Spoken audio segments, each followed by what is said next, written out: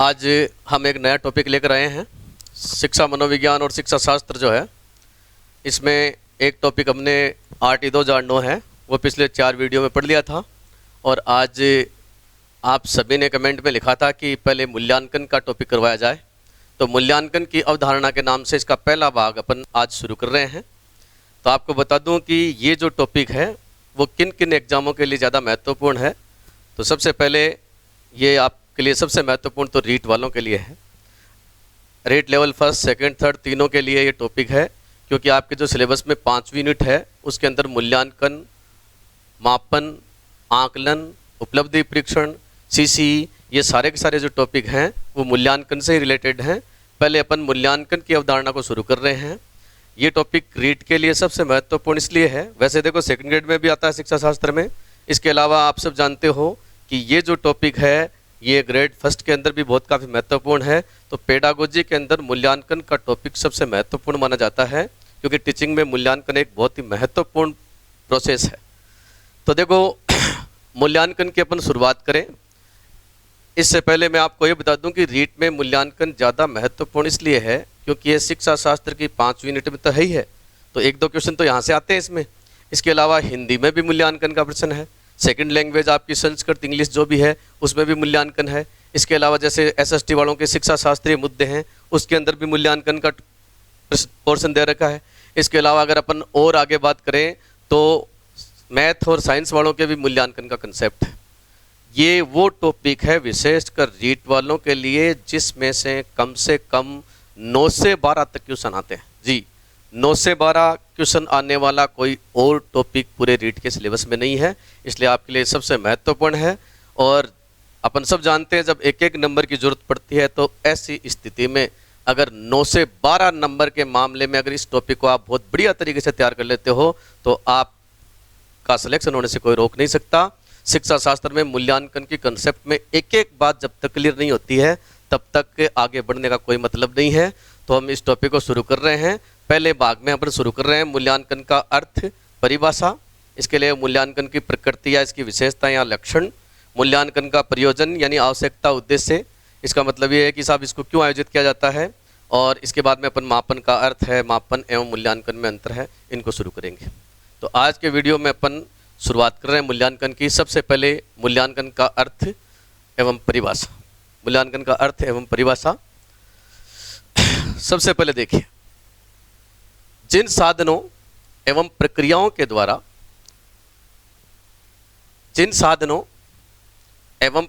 के द्वारा हमें यह ज्ञात हो कि कार्य की समाप्ति पर पूर्व निर्धारित उद्देश्यों की पूर्ति किस सीमा तक हुई है, ऐसी प्रक्रियाओं को और साधनों को अपन मूल्यांकन कहते हैं। दोबारा सुन लीजिए, जिन साधनों और प्रक्रियाओं से हमें यह ज्ञात हो कब कार्य की समाप्ति पर कि पूर्व निर्धारित उद्देश्य प्राप्त हुए या नहीं हुए तो किस सीमा तक हुए, जो साधन और प्रक्रिया हमें इस बात की जानकारी देती है उसे ही हम मूल्यांकन कहते हैं। तो देखिए, इस परिभाषा से सीधा सीधा स्पष्ट हो रहा है कि मूल्यांकन का संबंध उद्देश्य से होता है। मूल्यांकन में यह जांच की जाती है कि उद्देश्य किस सीमा तक प्राप्त हुए। शाब्दिक दृष्टि से अपन सब जानते हैं मूल्य प्लस अंकन।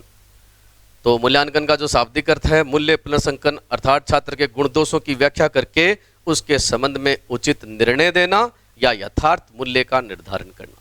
जी, उचित निर्णय देना या यथार्थ मूल्य का निर्धारण करना ही मूल्यांकन है। तो मैं आपकी जानकारी के लिए बता दूं कि इसमें से जैसे एक क्वेश्चन पूछा हुआ है वो मैं आपको यहाँ पर बताता हूँ। एक प्रश्न आया था जिसके अंतर्गत पूछा गया 2004 के अंदर 12 सितंबर 2004 को थर्ड ग्रेड की जो एग्ज़ाम हुई उस एग्ज़ाम में प्रश्न आया था कि मूल्यांकन का अर्थ है। उसमें पहला ऑप्शन था जांचना, दूसरा था परखना, तीसरा था निर्णय देना और चौथा ऑप्शन था वर्गीकरण करना। तो देखिए, ये 4 विकल्प पूछे गए थे। बहुत सारे लोगों ने इसमें जांचना, परखना ये ऑप्शन कर दिए, लेकिन जो सही उत्तर माना वो माना गया निर्णय देना। बार बार देखो ये वर्ड आ रहा है, यहाँ भी आ रहा है, उचित निर्णय देना या यथार्थ मूल्य का निर्धारण करना ही मूल्यांकन है।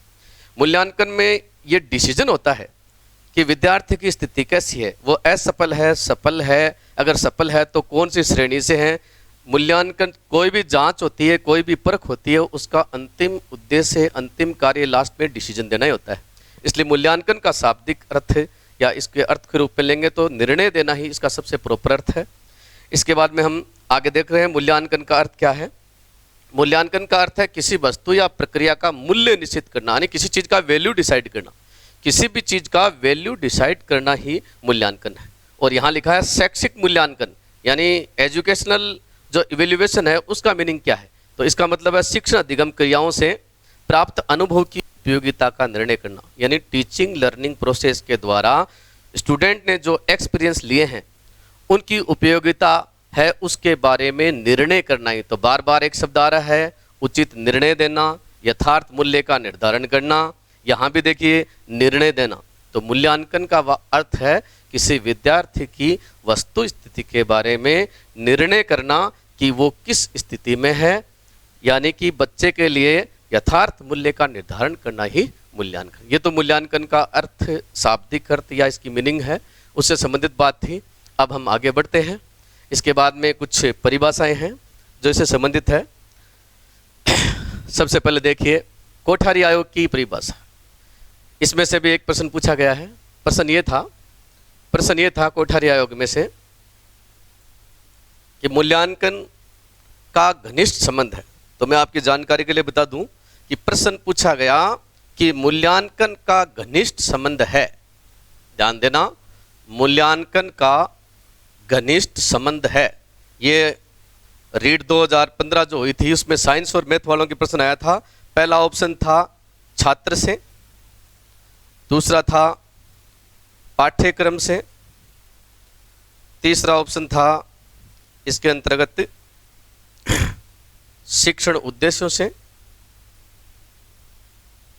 और चौथा ऑप्शन था शिक्षक से। तो देखिए मूल्यांकन का संबंध वैसे छात्र से भी होता है, पाठ्यक्रम से भी होता है और शिक्षक से भी होता है, तीनों से होता है। लेकिन इसका जो सही उत्तर माना सब प्रॉपर वो 3 नंबर था। क्यों? क्योंकि छात्र, पाठ्यक्रम, ये सारा का सारा, यानी पाठ्यक्रम, छात्र, शिक्षक तीनों किसके अकॉर्डिंग चलते हैं? शिक्षण उद्देश्यों के। क्योंकि अपन सब जानते हैं टीचिंग की सारी प्रोसेस उद्देश्य केंद्रित होती है। जब अपन लेसन प्लान करते हैं, पाठ्य योजना बनाते हैं, तो पाठ्य योजना में भी अपन सबसे पहले शिक्षण उद्देश्य लिखते हैं, ज्ञान, अवबोध, कौशल, ज्ञानोपयोग, रुचि, अभिरुचि। उसके सामने अपेक्षित व्यवहारगत परिवर्तन लिखते हैं। अपेक्षित व्यवहारगत परिवर्तन के नीचे ये लिखते हैं कि शिक्षण अनुभव कराने के बाद में बच्चे में क्या क्या परिवर्तन हो जाएगा। तो अपन सब जानते हैं कि लास्ट में अपन मूल्यांकन करते हैं। पाठ्य योजना के लास्ट भाग जो है वो मूल्यांकन प्रश्न होते हैं। तो मूल्यांकन का जो मुख्य उद्देश्य है वो यही है कि हमने जो पूर्व में उद्देश्य निर्धारित किए थे ज्ञान, अवबोध, कौशल में, वो प्राप्त हुए या नहीं हुए, या किस सीमा तक प्राप्त हुए, इसी चीज की जांच करने के लिए मूल्यांकन किया जाता है। बहुत ही अच्छी परिभाषा है। इसमें से 2015 रीट लेवल सेकंड साइंस में प्रश्न पूछा गया, जो मैंने आपको अभी बताया, बहुत ही महत्वपूर्ण चीज है। तो ध्यान रहे, मूल्यांकन का सीधा सीधा संबंध होता है उद्देश्य। वीएस ब्लूम भी इस बात को स्वीकार करते हैं कि मूल्यांकन का अंतिम उद्देश्य उद्देश्यों की जांच करना ही है। जी, अगली परिभाषा है Watt and Brown. Watt and Brown जो है वो कहते हैं कि मूल्यांकन किसी वस्तु के मूल्य को निर्धारित करना। फिर वो वर्ड आ रहा है, देखिए, मूल्य को निर्धारित करने के कार्य की ओर संकेत करता है। किसी वस्तु या प्रक्रिया या घटना का जो वैल्यू होता है उसको निश्चित करने की ओर संकेत करता है। मूल्यांकन मापन पर निर्भर है। ये देखिए खास बात, यानी मापन के आधार पर मूल्यांकन किया जा सकता है। मापन चूंकि अपन जानते हैं कि संख्यात्मक होता है, मात्रात्मक होता है, और मूल्यांकन में मात्रात्मकता और गुणात्मकता दोनों होती है। लेकिन आगे लिखा है कि मूल्यांकन मापन पर निर्भर है, लेकिन इसका समानार्थी नहीं है। तो ध्यान रखिएगा, मूल्यांकन और मापन दोनों एक नहीं है, दोनों को समानार्थी नहीं मान सकते। पहले मापन होता है, इसके पश्चात उसके आधार पर मूल्यांकन भी किया जा सकता है, लेकिन केवल मापन ही मूल्यांकन नहीं है। इसके बाद में आगे बढ़ते हैं। सही मापन, एक बार वापस पीछे देखते हैं। देखिए एक लाइन, सही मापन सही मूल्यांकन के लिए पूर्व आवश्यकता है। अगर वाकई में मूल्यांकन सही ढंग से करना है तो मापन भी सही ढंग से होना चाहिए, क्योंकि अपन सब जानते हैं जैसे मापन होता है उसके आधार पर ही मूल्यांकन, क्योंकि मूल्यांकन करने के बहुत सारे तरीके हैं जिनमें आकलन है, मापन है, उपलब्धि परीक्षण है, ये सारे के सारे तरीके हैं मूल्यांकन करने के ही लास्ट में काम में आते हैं, क्योंकि ये मात्रात्मक जानकारी देते हैं लेकिन मात्रा के आधार पर ही, जैसे अंकों के 60% औसत इनके आधार पर ही आगे चलकर अपन श्रेणी ग्रेडिंग का निर्धारण करते हैं। तो मापन मूल्यांकन के लिए आधार तैयार करता है। तो वांट एंड ब्राउन की परिभाषा आपने देखी, चूंकि ये परिभाषा रटने के लिए नहीं है, अपने को सिर्फ मूल्यांकन को समझने के लिए है। नेक्स्ट अगली बात, दो कथन और हैं। पहला कथन देखिए, छात्र के व्यवहारगत परिवर्तन के संबंध में, छात्र के व्यवहारगत परिवर्तन के संबंध में प्रदत्त के संकलन एवं उनकी व्याख्या करने की प्रक्रिया को ही मूल्यांकन कहते हैं। क्वालेन एंड हन्ना, ये जो परिभाषा दी है इसमें सबसे महत्वपूर्ण शब्द देखिए व्यवहारगत परिवर्तन। तो अपन सब जानते हैं मूल्यांकन है उसके द्वारा विद्यार्थी में व्यवहारगत परिवर्तन हुए या नहीं हुए इसी चीज की जांच की जाती है। ये बात पहले भी आ चुकी है और आप सब जानते हो, आपने बीएड बीएसटीसी में पाठ योजना बनाई है। तो पाठ योजना में अपन सबसे पहले शिक्षण उद्देश्य लिखते हैं, ज्ञान अवबोध कौशल एक तरफ, और दूसरी तरफ लिखते हैं अपेक्षित व्यवहारगत परिवर्तन, जिसमें आप ये संभावना लिखते हो कि मेरे पढ़ाने के बाद में कौन कौन से चमत्कार होने वाले हैं, और लास्ट में रोलर बोर्ड पर मूल्यांकन प्रश्न पूछकर ये तय करते हो कि वाकई में जो निर्धारित व्यवहारगत परिवर्तन है वो हुए या नहीं हुए। ठीक है, तो देखिए मूल्य का निर्धारण करना, यथार्थ मूल्य का निर्धारण करना, निर्णय देना, अपेक्षित व्यवहारगत परिवर्तन की जांच करना, इसी के इर्द गिर्द मूल्यांकन का अर्थ है वो घूम रहा है। दूसरी परिभाषा यहाँ पर देख रहे हैं, दांडेकर कहते हैं कि मूल्यांकन ये बताता है कि बालक ने किस सीमा तक, यानी उसकी लिमिट क्या है सीखने की, और किन उद्देश्यों को प्राप्त किया है, यानी ज्ञान अवबोध कौशल रुचि अभिरुचि, इन उद्देश्यों को कहाँ तक प्राप्त किया है और कितना प्राप्त किया है, इसी की जांच है वो मूल्यांकन प्रक्रिया के द्वारा की जाती है। तो ये तो बात हुई मूल्यांकन के अर्थ एवं परिभाषा की। जो कि यहाँ पर जो कथन बताए जा रहे हैं ये अपने को सिर्फ समझने के लिए हैं, क्योंकि मूल्यांकन का कभी भी परिभाषात्मक प्रश्न नहीं पूछा जाता है। हाँ, एक कोठारी आयोग का जो कथन है उस पर आधारित प्रश्न जरूर आया है, लेकिन कथन नहीं पूछा गया था। तो अब इसका निष्कर्ष देखते हैं। नेक्स्ट देखिए, हाँ जी, अब यहाँ ये जो बात है ये पूरी जो अपन ने अर्थ परिभाषा देखी है इन सब का सार है, इसलिए एक बार बहुत अच्छी तरीके से इसको देख लीजिए। उपलब्धि परीक्षणों द्वारा छात्रों के ज्ञानात्मक पक्ष का मापन तो किया जा सकता है, लेकिन उनके भावात्मक, मनोशारीरिक एवं सृजनात्मक पक्षों के विकास का मापन संभव नहीं है।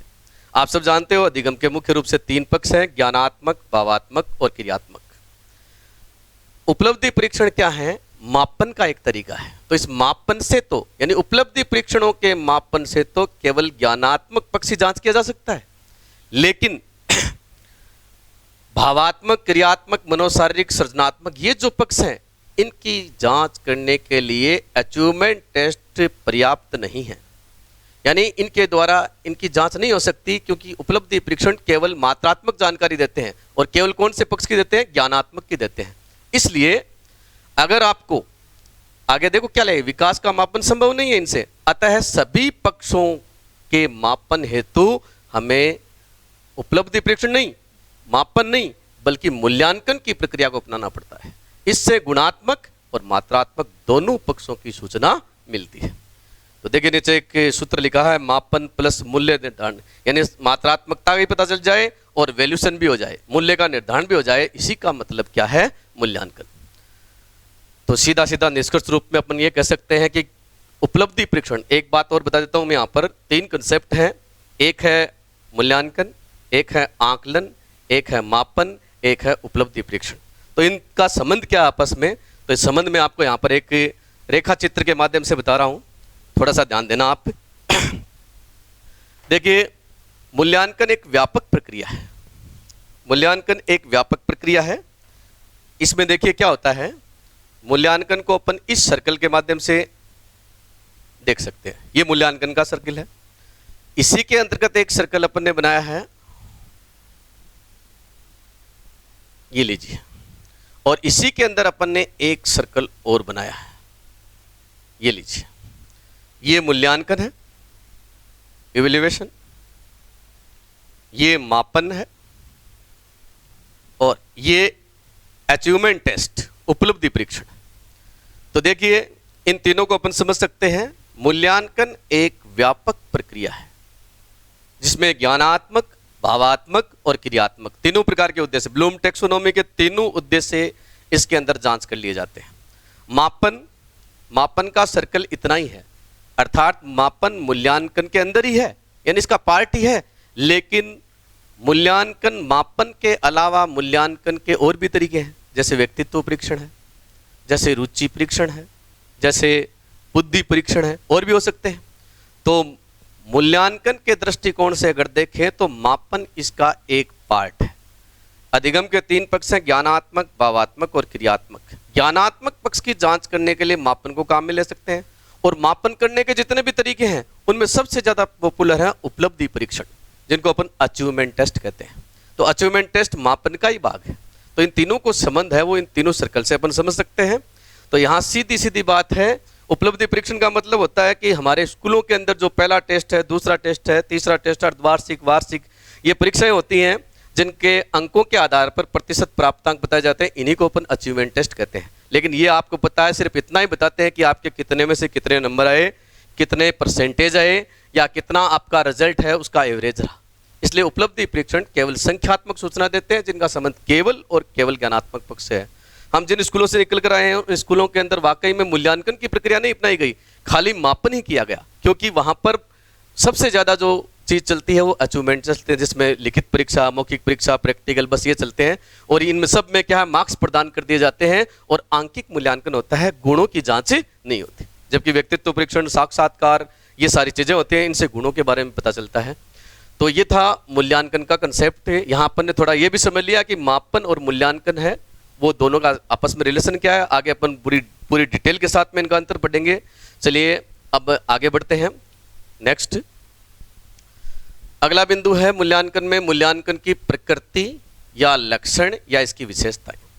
देखो मूल्यांकन की विशेषताएं 2 तरह की होती हैं। एक तो श्रेष्ठ परीक्षण या आदर्श मूल्यांकन की विशेषताएं, जिसमें विश्वसनीयता, वैधता, व्यापकता, विभेदकारिता वो आती हैं, वो तो आगे पढ़ेंगे। ये प्रक्रियात्मक विशेषताएं हैं, यानी जो मूल्यांकन की प्रोसेस है उसकी खास बात क्या है।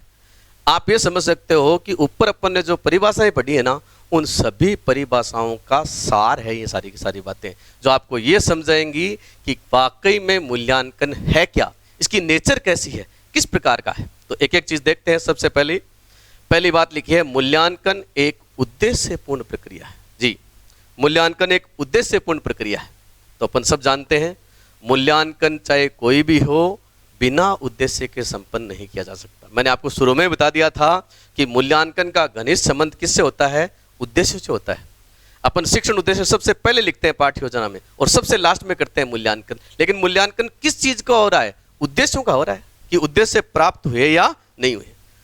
दूसरी बात देखिए, मूल्यांकन निरंतर चलने वाली सतत प्रक्रिया है। सतत का मतलब है कंटिन्यूस, जबकि भारतीय शिक्षा समाज में यह समझा जाता है कि मूल्यांकन या जो परीक्षा जो होती है वो लास्ट काम है। लास्ट काम नहीं है, ये संपूर्ण सत्र में चलना चाहिए। क्योंकि अपने यहाँ पर जो परीक्षा प्रणाली है वो इस प्रकार की बनी है, जैसे कॉलेज एजुकेशन में अपन देखते हैं कि पूरे सेशन में तो पढ़ते हैं और लास्ट में एक एग्जाम होती है, और ये एक एग्जाम लास्ट में होने के कारण बच्चा पूरे साल में बिल्कुल भी पढ़ाई नहीं करता है। और जब परीक्षा आती है और उस समय बच्चे के ऊपर इतना दबाव, इतना तनाव बनता है, उस तनाव की वजह यही है क्योंकि बच्चे ने सत्र पर्यंत कोई परफॉर्मेंस नहीं दी, उसके पास में अपना कोई आउटपुट नहीं है। तो ऐसी स्थिति में भारतीय शिक्षा समाज में परीक्षा को एक प्राकृतिक आपदा की तरह माना जाता है। जैसे ही परीक्षा की डेट आती है, चारों तरफ अफरा तफरी मच जाती है कि एग्जाम की डेट, जैसे सुनामी आ गई हो। ये इसलिए हुआ है क्योंकि निबंधात्मक परीक्षाओं के कारण भारतीय विद्यार्थियों की अध्ययन आदतें कमजोर हो गई और उसकी वजह से उनके लिए परीक्षा का भय है वो अपने आप ही पैदा हो गया। तो ध्यान रहे, मूल्यांकन कोई दुर्घटना या कोई प्राकृतिक आपदा नहीं है। मूल्यांकन या परीक्षा है, इसका काम संपूर्ण सत्र पर्यंत लगातार चलता रहना चाहिए। अभी नई कंसेप्ट आई है, आप सब जानते हो, सीसी, तो सीसी के अंदर कॉम्प्रहेंसिव एंड कंटिन्यूस इवेल्युएशन। तो देखो सतत का मतलब यही है इसमें, भाई सतत का मतलब सीधा सीधा यही है कि संपूर्ण सत्र पर्यंत परीक्षाएं चलती रहनी चाहिए। छोटी छोटी अवधियों के बाद में अगर मूल्यांकन होता रहे तो इससे बच्चों में अध्ययन आदतें भी विकसित होती है और इसके साथ साथ में परीक्षा का भय भी समाप्त होता है। तीसरी विशेषता देखिए, तीसरी विशेषता है मूल्यांकन एक व्यापक संप्रत्य है जिसमें परीक्षा, मापन इत्यादि शामिल है। तो ये बात तो मैंने आपको अभी इधर सर्किल के माध्यम से बताई थी। एक सर्किल के माध्यम से अपन ने देखा था कि मूल्यांकन में मापन भी है, परीक्षा का मतलब यहाँ उपलब्धि परीक्षण से ही है, तो उपलब्धि परीक्षण, मापन सब मूल्यांकन का ही पार्ट है। लेकिन इनकी कमी यही है कि ये केवल और केवल ज्ञानात्मक पक्ष की मात्रात्मक जानकारी देते हैं। अगली बात देखिए, चौथी विशेषता, मूल्यांकन मात्रात्मक एवं गुणात्मक दोनों पक्षों का योग है। तो देखो मूल्यांकन की खास बात यह है कि इससे बच्चे ने कितने में से कितने मार्क्स प्राप्त किए ये भी बताता है और ये भी बताता है कि बच्चे की श्रेणी क्या है, ग्रेडिंग क्या है। तो इससे मात्रा और गुण दोनों की जानकारी एक साथ मिलती है, जबकि मापन की प्रक्रिया केवल आपको मात्रात्मक जानकारी देती है, गुणात्मक नहीं देती। अगली विशेषता है 5 नंबर, मूल्यांकन व्यक्तित्व का बहुपक्षीय परीक्षण है। जी, मूल्यांकन व्यक्तित्व का खाली ज्ञानात्मक पक्ष का नहीं है, ज्ञानात्मक, भावात्मक, क्रियात्मक सभी पक्षों का परीक्षण कर रहा है।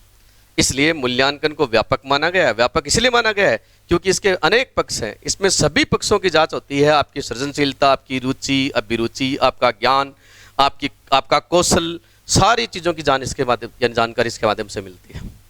इसके बाद में छठी विशेषता देखिए, मूल्यांकन कार्य की सफलता या असफलता का निर्णय और निर्धारण करता है। यानी मूल्यांकन होने के बाद में हमें इस बात का पता चलता है कि कौन पास है और कौन फेल है। कहने का मतलब है कौन सफल है और कौन असफल है। अपन जिन उद्देश्यों को निर्धारित करते हैं उनको प्राप्त किया या नहीं किया, इसका पता मूल्यांकन करने के बाद में ही चलता है। तो इस प्रकार से यहाँ पर मूल्यांकन जो है वो एक ऐसी प्रक्रिया है जिससे किसी आदमी की सफलता या किसी विद्यार्थी की सफलता असफलता का सीधा सीधा निर्णय और निर्धारण होता है। अगली बात देखिए, नेक्स्ट, मूल्यांकन की अगली जो विशेषता है, मूल्यांकन अधिगम प्रक्रिया को अग्रसर, मूल्यांकन अधिगम प्रक्रिया को अग्रसर एवं निर्देशित करता है। यानी अग्रेसित फॉरवर्ड भी करता है और साथ साथ में डायरेक्शन भी देता है। कैसे देता है तो मैं आपको बताता हूँ। अधिगम प्रक्रिया को आगे बढ़ाता है। जैसे ही स्कूल में बच्चा एडमिशन लेता है, अपन स्कूल के अंदर उसको 1-1.5 महीने पढ़ाते हैं, उसके बाद में उसका पहला टेस्ट होता है, पहले टेस्ट में उसका मूल्यांकन हो जाता है, उसके बाद में फिर अगला सिलेबस शुरू होता है, उसके बाद में दूसरा टेस्ट होता है, उसके बाद में अर्धवार्षिक परीक्षा होती है। इस प्रकार से मूल्यांकन की प्रक्रिया जब लगातार चलती है ना, तो ये पूरी अधिगम प्रक्रिया को धीरे धीरे आगे फॉरवर्ड करने का काम भी करती है। और साथ साथ में हर मूल्यांकन के बाद में निर्देश भी प्राप्त हो जाता है, डायरेक्शन भी मिल जाता है कि बच्चे की स्थिति, ये छात्र को और बच्चे को दोनों को ये निर्देश प्राप्त हो जाता है कि उसकी स्थिति किस प्रकार की है, उसे अब आगे क्या करना है, कितना करना है। तो 7वीं जो विशेषता अपन ने देखी, इसका सीधा सीधा मतलब ये है कि लर्निंग प्रोसेस को इवैल्यूएशन के द्वारा आगे फॉरवर्ड किया जाता है और साथ साथ में डायरेक्शन भी दिए जाते हैं। 8वां बिंदु देखिए, मूल्यांकन एक सहकारी एवं सकारात्मक प्रक्रिया है। पहली बात है सहकारी। देखो सहकारी का मतलब ये है कि मूल्यांकन खाली एक टीचर का ही दायित्व नहीं है कि बच्चे का पूरी तरह से मूल्यांकन कर ले। क्यों? क्योंकि बच्चा स्कूल में बहुत ही कम समय रहता है, उस समय में उसकी ज्ञानात्मक जानकारी तो टीचर दे सकता है, उसने कितना सीखा है वो तो बता सकता है, लेकिन जब भी मूल्यांकन का आयोजन किया जाए तो विद्यालय प्रशासन, विद्यालय प्रबंधन, अभिभावक, शिक्षक, इन सब में आपस में सहकारिता की जरूरत है।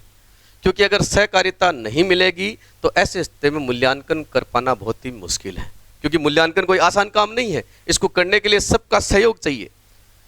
मैं आपको उदाहरण बताता हूँ। थोड़े दिनों पहले जैसे हमारे एक स्कूल के अंदर एक बच्चा है, वो बोर्ड की परीक्षा थी 8वीं की, आपके 8वीं की जो प्रारंभिक शिक्षा प्रमाण पत्र परीक्षा थी उसमें आया नहीं। तो परीक्षा शुरू लगभग होने वाली थी, तब तक आया नहीं, तो घर वालों को सूचित किया तो पता चला कि बच्चा है वो तो खेत में चला गया। और बाद में हमारे गुरुजी जाके और उस बच्चे को गाड़ी में बैठाकर वापस लेकर आए। तो कहने का मतलब ये है कि यहाँ पर देखो स्कूल में एग्जाम हो रही है, गार्जियंस बच्चे को स्कूल ही नहीं भेज रहा है, उसे ये पता नहीं कि परीक्षा है इस दिन। तो ऐसी स्थिति में या फिर अपन ये करते हैं कि क्लास में कई बार घोषणा कर देते हैं कि कल आपका टेस्ट लेंगे, और थोड़ा सा सख्ती के साथ में बात कही जाती है तो दूसरे दिन क्लास में आधे स्टूडेंट गायब मिलते हैं, आते ही नहीं है, अब्सेंट हो जाते हैं। इसका मतलब क्या है कि बच्चों ने सहयोग नहीं किया। तो देखिए, मूल्यांकन तभी होता है जब अभिभावक, शिक्षक, विद्यालय, परिवार सब में आपस में कोऑपरेशन हो। कोऑपरेटिव प्रोसेस है एक तरह की। सकारात्मक प्रक्रिया का मतलब क्या, देखिए मूल्यांकन को सकारात्मक माना जाता है, क्योंकि कई लोग मूल्यांकन को जैसे मान लीजिए नेगेटिव लेते हैं। जैसे कोई परीक्षा होती है, एग्जाम होती है, मान लीजिए एक परीक्षा है, स्कूल व्याख्याता की परीक्षा है और उसमें 1000 पद हैं, 1000 पद हैं। स्कूल व्याख्याता की परीक्षा में जैसे मान लीजिए 1000 पदों की बात होती है कि 1000 पदों पर भर्ती करनी है। फॉर्म भरे जाते हैं 1 लाख, 1 लाख फॉर्म यानी परीक्षा देने वाले बच्चे हैं।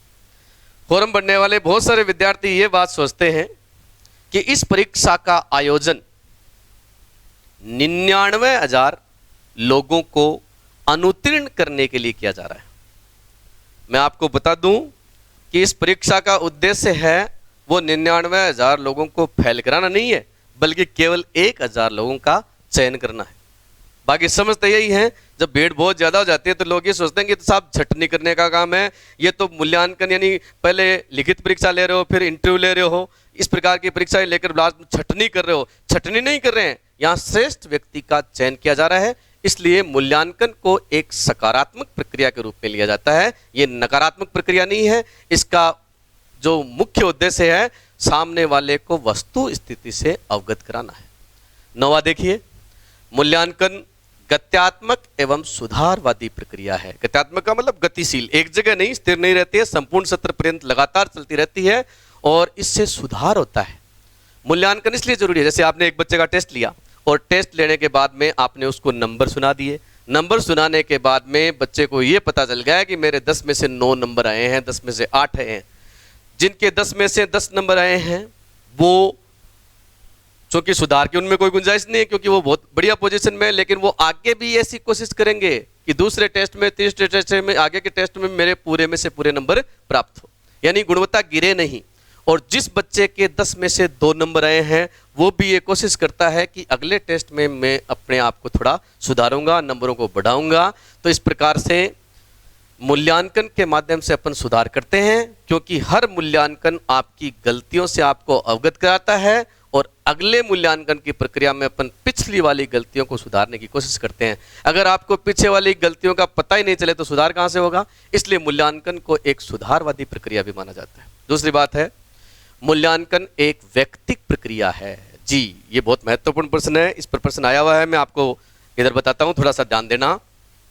देखिए यहां प्रश्न क्या पूछा गया, प्रश्न ये था कि मूल्यांकन होता है, ध्यान दीजिए, इसी विशेषता से संबंधित बात कर रहा हूं। मूल्यांकन होता है नंबर 1 व्यक्तिक, नंबर 2 सामूहिक, नंबर 3 दोनों प्रकार का, और नंबर 3 इनमें से कोई नहीं।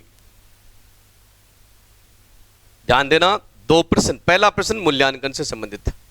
मूल्यांकन व्यक्तिक होता है, सामूहिक होता है, या दोनों प्रकार का होता है, या इनमें से कोई नहीं। और यही चारों ऑप्शन। एक दूसरा प्रश्न सुनिएगा, परीक्षण होता है, इसका मतलब तो है टेस्ट, इसका मतलब है इवेल्युएशन। तो ध्यान रखिएगा, परीक्षण है वो एक व्यक्ति का भी हो सकता है और सबका सामूहिक। जैसे रीट की एग्जाम हो रही है आपकी, तो रीट की एग्जाम जो होगी वो सामूहिक है, सबकी हो रही है, लेकिन परीक्षण है ये, इसलिए सामूहिक हो रहा है। ध्यान रखिएगा, मूल्यांकन कभी भी, तो देखो रीट की सामूहिक भी हो रही है, या कोई भी परीक्षा मान लीजिए एक बच्चे के लिए भी आयोजित करवाई जा सकती है, व्यक्तिक भी हो सकती है। तो परीक्षण तो क्या है, सामूहिक और व्यक्तिक दोनों प्रकार का हो सकता है, लेकिन मूल्यांकन कभी भी दोनों प्रकार का नहीं हो सकता। क्यों? क्योंकि जैसे मान लीजिए बोर्ड के एग्जाम में 10 लाख स्टूडेंट बैठ रहे हैं, पेपर जो आया ना वो तो सबका एक जैसा था, तो वो तो सामूहिक हो गया, लेकिन क्या रिजल्ट सबका एक साथ आता है क्या? हर आदमी की मार्कशीट क्या होती है, अलग अलग होती है। इसलिए मूल्यांकन है ना, उसमें पर्टिकुलर एक एक व्यक्ति की जांच की जाती है। इसलिए मूल्यांकन को एक इंडिविजुअल प्रोसेस माना जाता है, व्यक्तिक प्रक्रिया माना जाता है। तो ध्यान रखिएगा, परीक्षण व्यक्तिक और सामूहिक दोनों प्रकार का हो सकता है, लेकिन मूल्यांकन कभी भी सामूहिक नहीं होता है, मूल्यांकन हमेशा क्या होता है, व्यक्तिक होता है। इसलिए मूल्यांकन को व्यक्तिक प्रक्रिया माना जाता है। हर आदमी को अलग अलग बताया जाता है कि उसकी प्रोग्रेस क्या है। 11 नंबर, मूल्यांकन निदानात्मक एवं उपचारात्मक प्रक्रिया है जी। यानी evaluation is a diagnostic and remedial process. Diagnostic का मतलब क्या है, निदान का मतलब आप सब जानते हैं, मैं आपको यहाँ पर बता देता हूँ, ध्यान रखिएगा क्योंकि ये शब्द बार बार आएगा। आगे निदानात्मक परीक्षण के नाम से अपन मूल्यांकन का प्रकार भी पढ़ेंगे, तो एक बात अच्छी तरह से सुन लीजिए, निदान का मतलब क्या होता है। निदान शब्द का सीधा सीधा मतलब क्या होता है, इसको अंग्रेजी में बोलते हैं डायग्नोस। डायग्नोस करने का मतलब क्या होता है, देखो शिक्षण अधिगम की जो प्रक्रिया चलती है, उस अधिगम प्रक्रिया में बाधा, कोई भी मान लीजिए बाधा है, समस्या है या कठिनाई है, ये कठिनाई क्या है, ध्यान से सुन लीजिए। शिक्षण अधिगम प्रक्रिया में बाधा, समस्या, कठिनाई क्या है। दूसरी बात, शिक्षण अधिगम प्रक्रिया में बाधा या कठिनाई के कारण क्या हैं जी, और इन कारणों का उपचार यानी निवारण कैसे किया जा सकता है, निवारण के उपाय क्या हैं। 3 प्रश्न है, दोबारा सुन लीजिए। निदान का मतलब क्या होता है, शिक्षण अधिगम प्रक्रिया में बाधा या समस्या क्या है, उसके कारण यानी क्यों है, और उसे कैसे दूर किया जा सकता है। इन तीनों प्रश्नों के जवाब को ही क्या कहते हैं, निदान कहते हैं। डायग्नोस का मतलब यह है, पहले निदान होता है, डॉक्टर का यही काम है। सबसे पहले आपको जाते ही बीमारी पूछता है कि आपकी बीमारी क्या है, या तो आपके शारीरिक लक्षणों से उसको पता चल जाता है कि आपके ये बीमारी है, या फिर वो क्या करता है, उसकी अगर बीमारी समझ में नहीं आती है तो आपको जांच लिख के देता है। आप जैसे ही जांच की पर्ची लेके और बाहर निकलते हो, किसी मेडिकल स्टोर के पास में लिखा होता है खंडेलवाल डायग्नोस्टिक सेंटर या शर्मा डायग्नोस्टिक सेंटर, जिसके अंदर आप जाओगे और वहां जाओगे। डायग्नोस्टिक का मतलब निदान से ही है, अंग्रेजी में इसी का नाम है डायग्नोस्टिक। तो डायग्नोस्टिक सेंटर पर जाओगे तो वो क्या करेगा, वो आपकी बीमारी क्या है उसकी जांच करेगा, सोनोग्राफी करेगा, आपकी बीपी वगैरह है उन सबको जो भी जांच है तरह तरह की वो सारी जांच करेगा, और जांच करने MRI CT स्कैन जो भी है वो कर सकता है। और वो रिपोर्ट जैसे ही आती है और डॉक्टर उसको देखकर जैसे ही अपने सामने लाके और उसको देखता है, देखते ही पता चल जाता है डॉक्टर को कि समस्या क्या है, क्यों है, और उसने MBBS कर रखी है इसलिए उसको ये भी पता है कि इस समस्या का इलाज क्या है। इसके बाद में आपको वो पर्ची लिख के देता है, और जैसे ही आप पर्ची लेकर मेडिकल स्टोर पर जाते हो, दवाइयाँ लेते हो, और दवाइयाँ लेने के बाद में जब पहली डोज स्टार्ट करते हो, इसी के साथ में दूसरी प्रोसेस शुरू होती है जिसको कहते हैं उपचार। तो निदान पहले होता है, उपचार बाद में होता है। निदान उपचार की पूर्ववर्ती क्रिया है और उपचार निदान की पश्चवर्ती क्रिया है। पहले निदान और बाद में उपचार। तो देखो निदान तो कमी का पता, अगर मूल्यांकन करोगे बच्चे का तो कमी का पता चलेगा, कमी का पता चलेगा तो उसके लिए अपन उपचारात्मक शिक्षण की व्यवस्था करवा सकते हैं और उसकी कमी को व्यवहारिक रूप से दूर किया जा सकता है। अगला बिंदु देखिए, 12वां बिंदु है मूल्यांकन निर्णयात्मक प्रक्रिया है। मूल्यांकन निर्णयात्मक प्रक्रिया है जिसमें 3 बातों का निर्णय होता है। 3 बातें कौन सी है, सुन लीजिए। नंबर 1, शैक्षिक उद्देश्य किस सीमा तक प्राप्त हुए हैं। यानी मूल्यांकन से हमें इन 3 बातों का जवाब मिलेगा कि अपन ने पढ़ाने से पहले जो उद्देश्य तय किए थे वो कितने प्राप्त हुए हैं। दूसरा, व्यवहारगत परिवर्तन किस सीमा तक हुए। आपने उद्देश्यों के सामने जो अपेक्षित व्यवहारगत परिवर्तन लिखे लेसन प्लान में वो हुए या नहीं हुए, और अधिगम अनुभव कितने प्रभावशाली रहे। यानी टीचर ने जो क्लास में पढ़ाया ना वो कितना इफेक्टिव रहा। जिस दिन मूल्यांकन टेस्ट या परीक्षा होती है ना, उस दिन आपको तीनों प्रश्नों का जवाब मिल जाता है। आपको कोई गुरुजी कितना बढ़िया पढ़ाते हैं इसका पता उसी दिन चलेगा जिस दिन आपकी प्रतियोगी परीक्षा का रिजल्ट आएगा और मार्कशीट आपके हाथ में आएगी। तो देखो, शिक्षण उद्देश्य किस सीमा तक प्राप्त हुए, व्यवहारगत परिवर्तन किस सीमा तक हुए, और अधिगम अनुभव कितने प्रभावशाली रहे। इन तीनों का जवाब, इन तीनों का निर्णय किस में होता है, मूल्यांकन में होता है। इस प्रकार अपन ने देखिए मूल्यांकन के प्रक्रियात्मक विशेषताओं में 12 बातें, 12 बिंदु हैं वो पढ़ लिए हैं। अब अपन आगे बढ़ते हैं। नेक्स्ट देखिए, तो मूल्यांकन का अर्थ पढ़ लिया, परिभाषाएं पढ़ ली, मूल्यांकन क्या है, उसकी प्रकृति कैसी है, विशेषताएं क्या है, इसके बारे में पढ़ लिया। अब चलिए अपन अगले बिंदु पर आ रहे हैं, मूल्यांकन की आवश्यकता, महत्व या प्रयोजन। प्रयोजन का मतलब उद्देश्य होता है।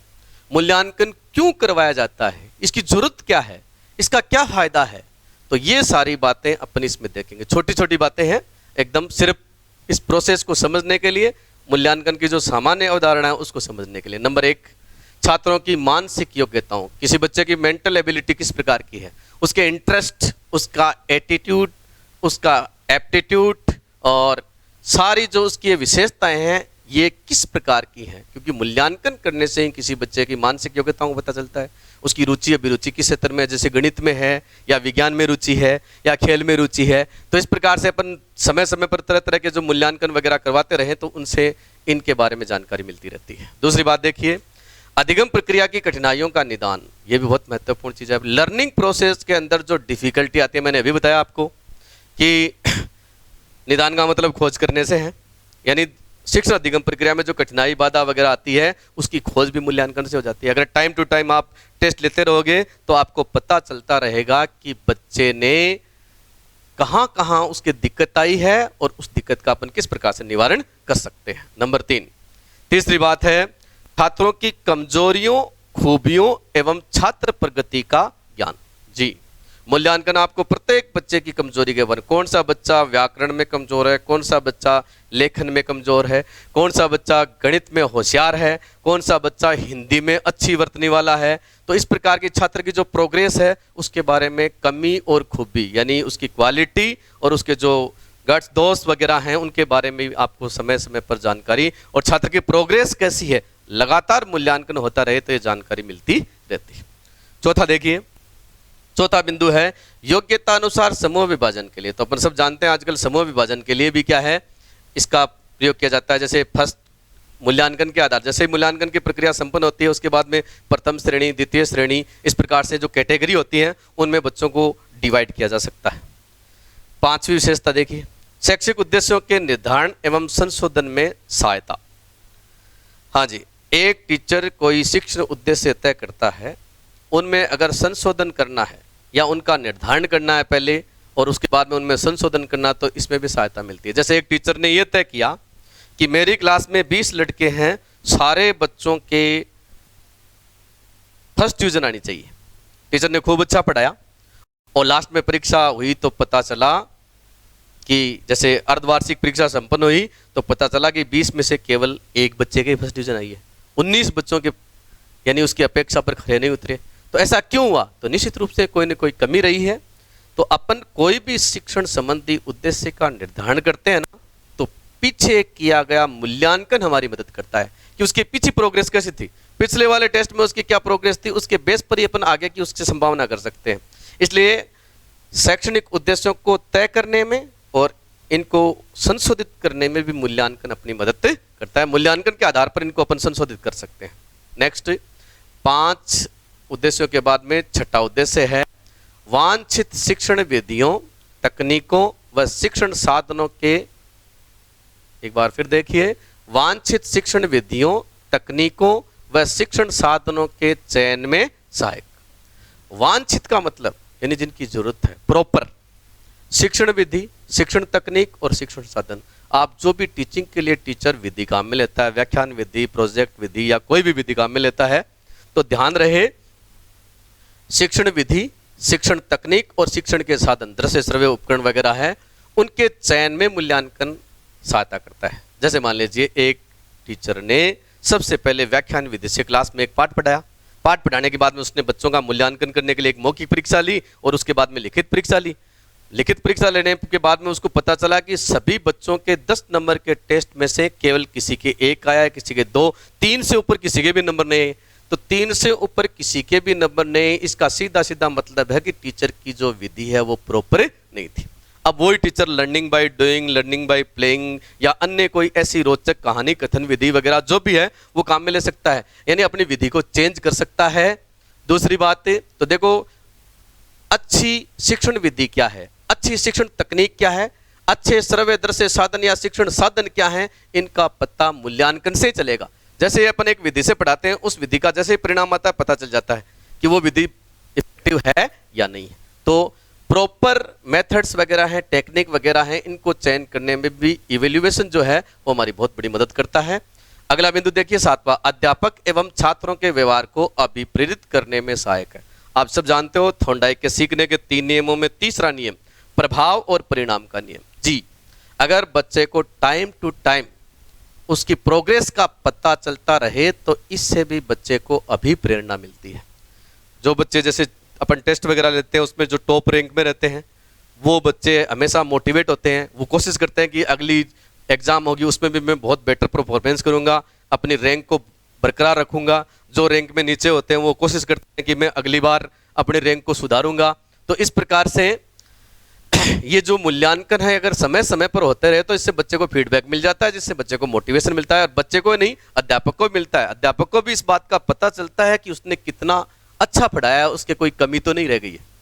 छात्र वर्गीकरण में सहायक, तो बच्चों का वर्गीकरण करने में भी अपन सब जानते हैं स्कूलों में सेक्शन डिवाइडेशन वगैरह है, वो किस प्रकार से होते हैं। जैसे फर्स्ट डिवीजन 85% वालों का एक सेक्शन बना दिया, फिर उसके बाद में 85 से लेकर 60 वालों का बी सेक्शन बना दिया, 60 से लेकर 50 के बीच में उनका सी सेक्शन बना दिया, और जो सेकंड डिवीजन से नीचे या थर्ड ग्रेड फेलियर है उनके लिए डी सेक्शन बना दिया। इस प्रकार से बच्चों का वर्गीकरण करने में श्रेणी है, सेक्शन है, उनको डिवाइड करने में भी, वर्गीकरण करने में भी मूल्यांकन अपनी मदद करता है।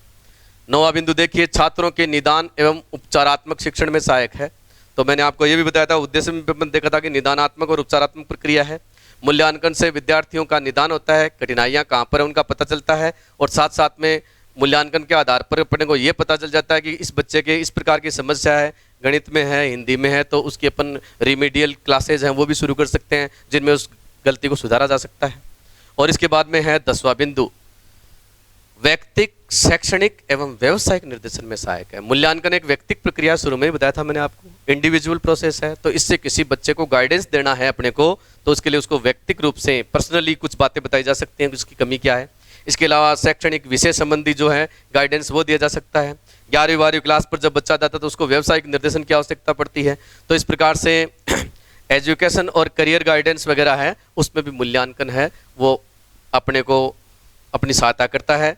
कई बार अभिभावक बच्चे ये पूछते हैं अपने से कि हम आगे जाकर कौन सा पाठ्यक्रम चयन करें, किस क्षेत्र में जाएं, आगे कौन से व्यवसाय में जाएं, तो उसका मूल्यांकन अगर अपन ने कर रखा है तो अपन बता सकते हैं कि उसके लिए प्रॉपर क्षेत्र कौन सा होगा।